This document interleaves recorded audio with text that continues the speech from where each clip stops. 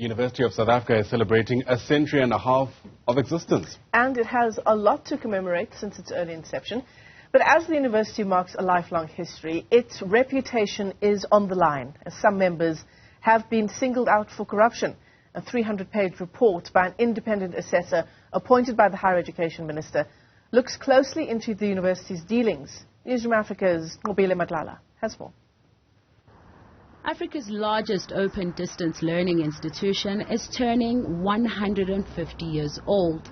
Unisa is quite exciting because, yes, it started as an examination center, then it became a university, then it had colleges that became other universities. This is the founding, if we were to start around the 50 years.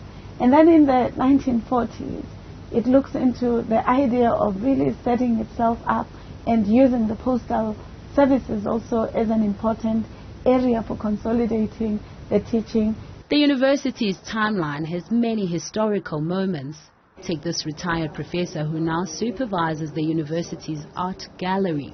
She is the first female black art head in the institution. I think Unisa was actually my last leg, which I think I gave it all.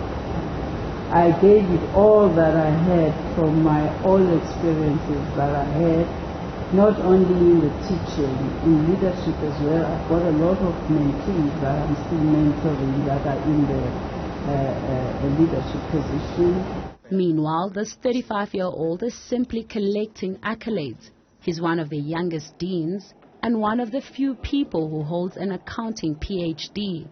We're producing chartered accountants. Our main goal is to produce chartered accountants, and Unisa is the biggest producer of chartered accountants in the country.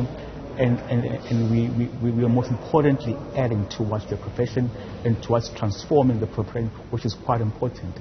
The university holds a long list of alumni, namely the likes of Miriam Makeba and 3 South African heads of state, including the incumbent President Cyril Ramaphosa. But a dark cloud hangs over Unisa as the institution celebrates this momentous 150-year milestone. An over 300-page report into allegations of maladministration and financial irregularities involving the Vice-Chancellor, Nqobile, has been released, and Minister Bladen Demande has yet to reveal his course of action on it.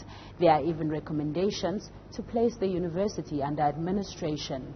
I find it odd that the media talks about curtains and cleaning machines when it talks about me as a principal and vice-chancellor of the largest, the biggest, the one with the largest enrollment in this country.